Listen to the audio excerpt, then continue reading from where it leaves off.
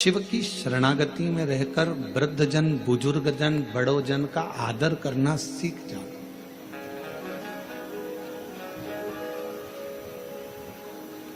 कुछ श्रेष्ठ कर्म हम अपनी जिंदगी में अगर करेंगे, कुछ श्रेष्ठ कार्य अगर हम अपनी जिंदगी में करेंगे तो वो हमारे लिए इस जन्म के लिए भी, अगले जन्म के लिए भी, सर्व जन्म के लिए कार्य आएंगे।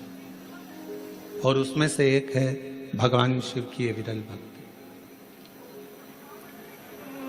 उसमें से एक है भगवान का भजन। और मैंने तेरे ही भरोसे बाबा, तेरे ही भरोसे हवा बिच उड़ती जावांगी बाबा, डोर हत्थों छड़ी नाम कटी जावांगी। भोले मैं तेरी पतंग, शंभू मैं तेरी पतंग, हवा बिच उड़ती जावांगी बाबा, डोर छड़ी नाम कटी जावांगी। भोले मैं तेरी पतंग, शंभू मैं तेरी पतंग। शिव कथा कह रही है हम अपने जीवन को कुछ श्रेष्ठता से, हम अपने जीवन को कुछ अच्छी तरह से जीने का प्रयास करें। मंदिर जाओ, शिवालय जाओ, शंकर जी की अविरल भक्ति को धारण करो, भजन करो, पर बिना दिखावे के। हमारी पूजन को कौन देख रहा है इससे मतलब नहीं होना चाहिए। हमारे भजन को कौन सुन रहा है। एक बार मीराबाई भगवान गिरधर गोपाल की अविरल भक्ति करने वाली मां मीराबाई भजन गा रही थी और वहीं से तानसेन निकल कर जा रहे थे। तानसेन ने मीराबाई का भजन सुना। तानसेन ने मीराबाई का भजन सुना और मीराबाई का भजन सुनकर तानसेन ने दीवार पर लिख दिया, कृपया राग में गाएं।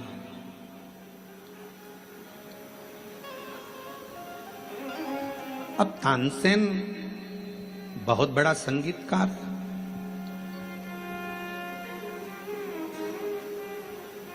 जो राजा के महल में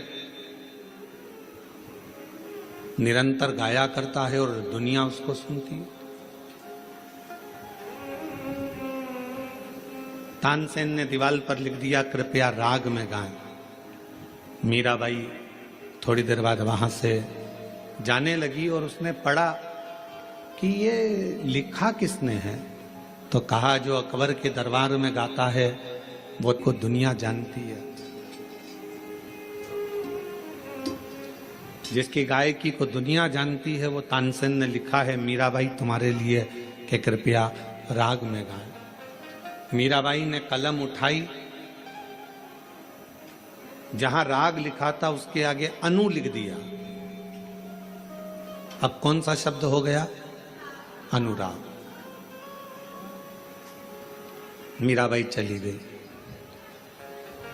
और मीराबाई जैसे ही गई, थोड़ी देर बाद तानसेन निकल कर जा रहे थे तो तानसेन ने फिर देखा कि मैंने लिखा था कृपया राग में गाएं और अब इसमें अनु किसने जोड़ दिया। तो कहा, मीराबाई यहाँ से आवाज बिल्कुल ठीक नहीं है, आवाज गूंज रही है, साथ में बिल्कुल आवाज खींच रही है। यहां लिखा किसने? तो कहा, तानसेन निकल कर जा रहे थे और उन्होंने लिखा है कृपया। यहां तानसेन निकल कर जा रहे थे, उन्होंने लिख दिया कृपया राग में गाएं। मीराबाई ने उसमें अनु लगा दिया और तानसेन वापिस निकल कर जाने लगे तो तानसेन ने देखा यहां किसी ने लिखा है कि अनु राग में गाएं, अनुराग में गाएं। तानसेन ने मीराबाई के चरणों को पकड़ लिया। मीरा तो बिल्कुल सत्य कहती है कि भगवान को रिझाना है तो अनुराग में गाना होगा, और दुनिया को रिझाना है तो राग में गाना होगा। दुनिया राग से रीझती है और भगवान अनुराग से रीझता है। परमात्मा को रिझाने के लिए किसी राग की जरूरत नहीं पड़ती है। परमात्मा को रिझाने के लिए किसी वस्तु की जरूरत नहीं पड़ती, किसी दिखावे की जरूरत नहीं पड़ती। उसको तो राग नहीं, अनुराग चाहिए। आपकी अविरल भक्ति चाहिए, आपका विश्वास, आपकी दृढ़ता, आपकी लगनता, आपकी एकाग्रता भगवान को चाहिए।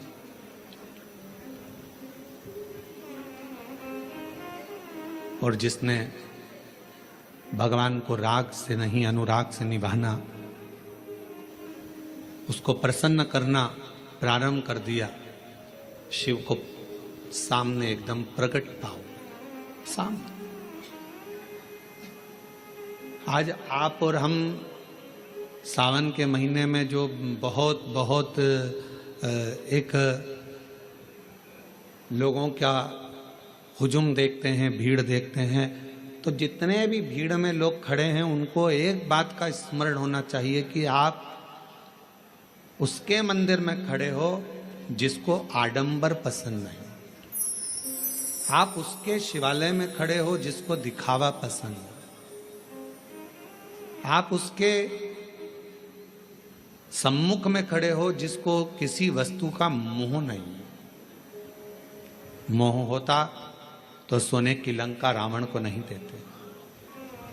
मोह होता तो माता लक्ष्मी की मां ख्याति देवी भगवान शंकर के साथ लक्ष्मी जी का विवाह करना चाहती, पर भगवान शिव ने मना कर दिया कि मैं लक्ष्मी से विवाह नहीं करूंगा। कि मोह होता तो लक्ष्मी से विवाह होता, सोने का महल होता। मोह होता तो कुबेर को जो धन दिया वो सारा धन शिव का होता। पर भगवान शंकर मोह को त्यागे हैं, काम को जलाकर भस्म करने वाले हैं, आसक्तियों से दूर हैं।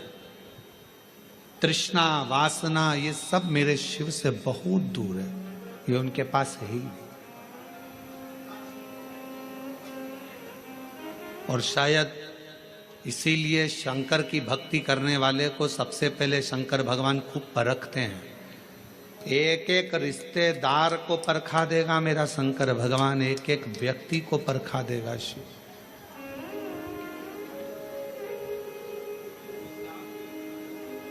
यदि आप शंकर जी की भक्ति कर रहे हो तो सारे रिश्तेदार को परखाएगा। अभी आप ये महाकाल भक्त मंडल कोरबा वालों से पूछना, इन्होंने सबके हाथ जोड़ लिए होंगे, भैया भैया भैया कुछ करो, भैया कुछ करो।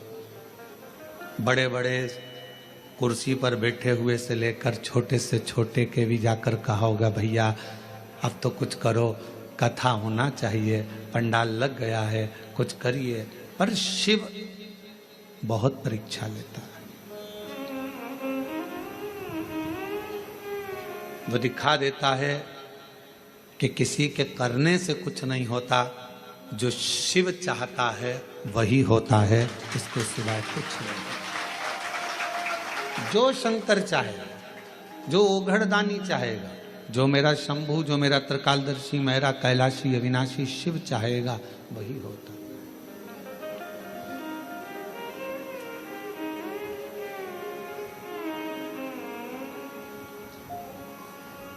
लाख कोई बुरा चाहे तो क्या होता है, वही होता है जो मेरा महादेव महाकाल चाहता है। वो चाहेगा, एक एक को परखाता है मेरा शंकर भगवान, एक एक को पूर्व की परीक्षा लेगा सबकी।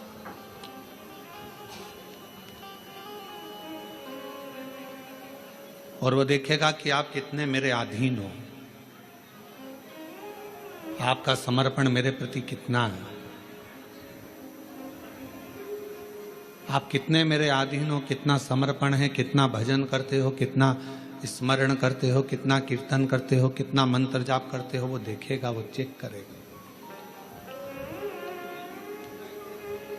और कितनी सुंदर बात कही हमने, पहले भी कथा में कही, आज फिर कोरबा की इस ऑनलाइन महापुराण कथा से सावन के महीने की सोमवारी पर फिर कहते हैं, अगर शंकर जी का मंदिर तुम जा रहे हो, शिव जी पे जल चढ़ाने के लिए जा रहे हो, तो निवेदन है बीच में तुम्हारी मौसी, काकी, मामा, फूफा, सहेली, रिश्तेदार का नातेदार, बेस्ट फ्रेंड किसी का भी घर पड़ जाए, शंकर के मंदिर जाते समय और शंकर के मंदिर से वापस घर आते समय किसी के दरवाजे पर मत रुको, सीधे अपने घर पर ही रुको। उसका कारण क्या है? आपको मालूम होगा कि ये सोमवार का दिन, सावन के महीने का सोमवार इतना प्रसिद्ध क्यों है? श्रावण के महीने के सोमवार का इतना महत्व क्यों होता है?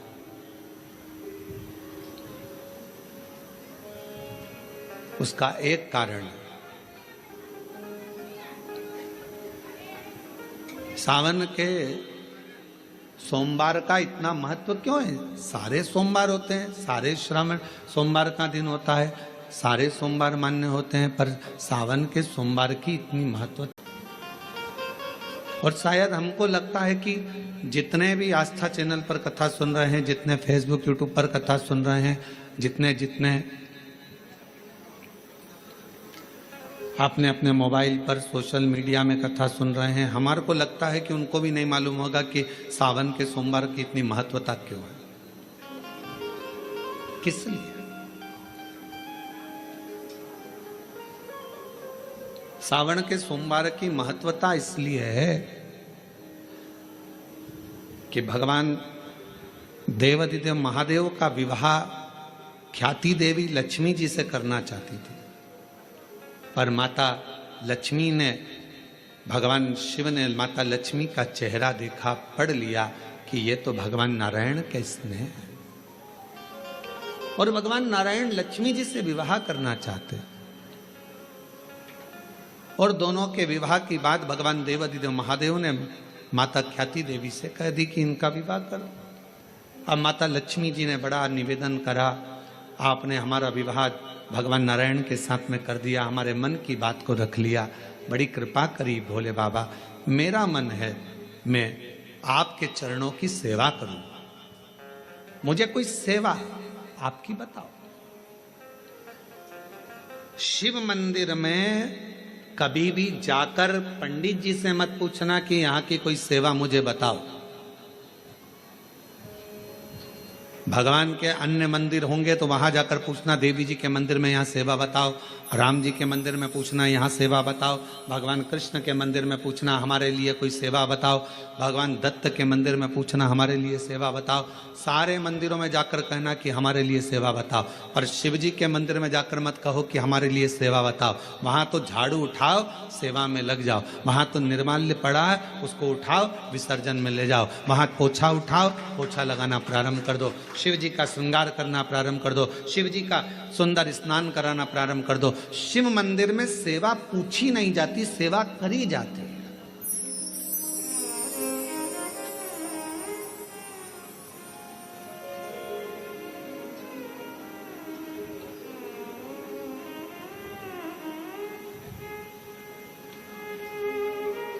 वहां सेवा करना पड़ती है। एक राज सिंहासन पर बैठने पर, एक कुर्सी पर बैठने पर, एक पद पर बैठने पर आपका कर्तव्य है कि आप बीच राह में से निकल कर जा रहे हैं, राज्य में से निकल कर जा रहे हैं, कोई दुखी आपको दिख रहा है, कोई गलत कार्य हो रहा है, आप अच्छे सिंहासन पर बैठे हैं, पद पर बैठे हैं, कुर्सी पर बैठे हैं, प्रतिष्ठा में बैठे हैं, आपकी बात दुनिया मानती है, तो आप उस गलत चीज को, गलत काम को हटाकर कुछ अच्छा कर सकते हो।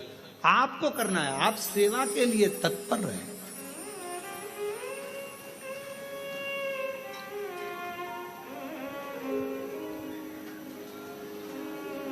यहां चुनाव होते हैं, जम के तो बोलो, पार्षद बनते हैं, जम के बोलो, बनते हैं, अध्यक्ष बनते हैं, उपाध्यक्ष बनते हैं, सचिव बनते हैं, सारे पद दिए जाते हैं। एक विधायक का भी पद दिया जाता है, सांसद का भी पद दिया जाता है, अध्यक्ष का भी पद दिया जाता है, पार्षद का भी पद दिया जाता है, सरपंच का भी पद दिया जाता है। और ये पद केवल एक जगह पर नहीं, पूरी दुनिया में दिए जाते हैं। क्यों दिए जाते हैं?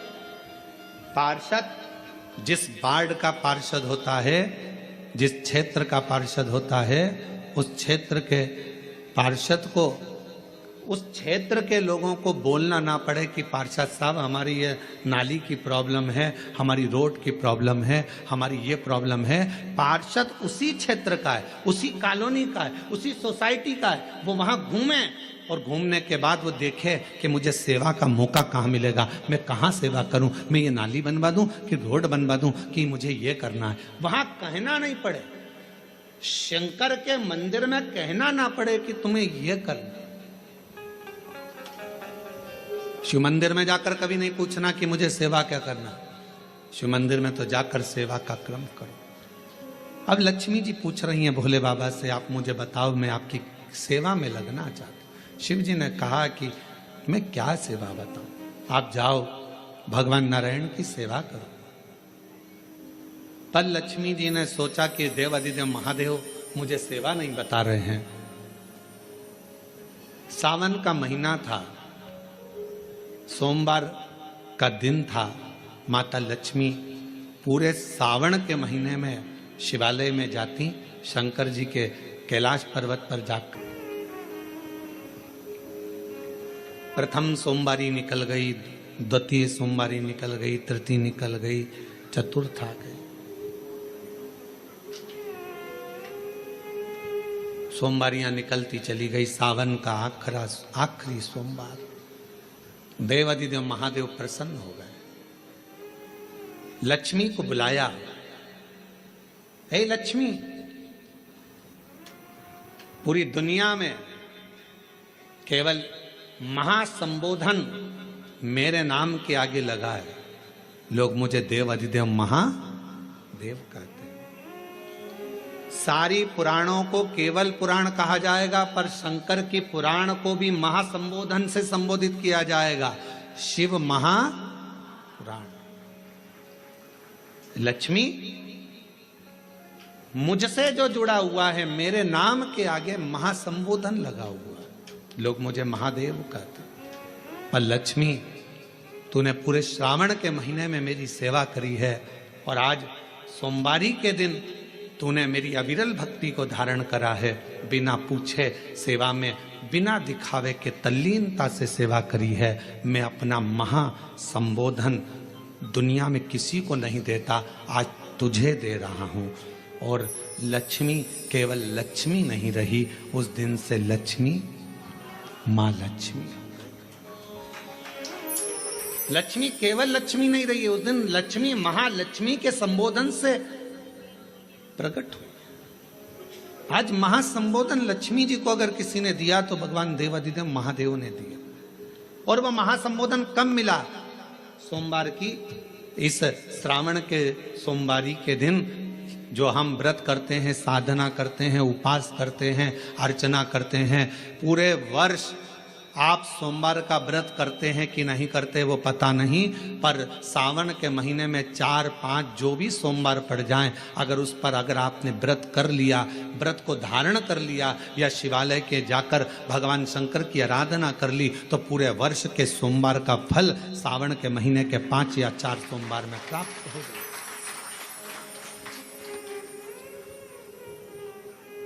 श्रावण के सोमवार की इतनी महत्वता है।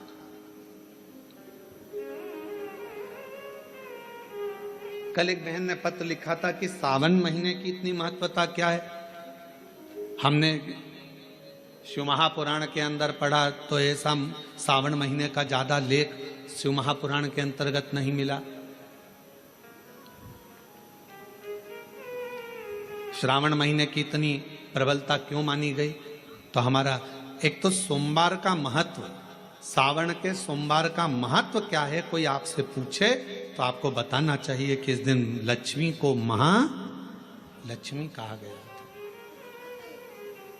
शिव जी ने सफलता दी। कल वाला प्रश्न, शांति, दिशा और सफलता बिना मांगे मिलती है शिव के दरवाजे से। क्या क्या चीज? शांति, दिशा और सफलता।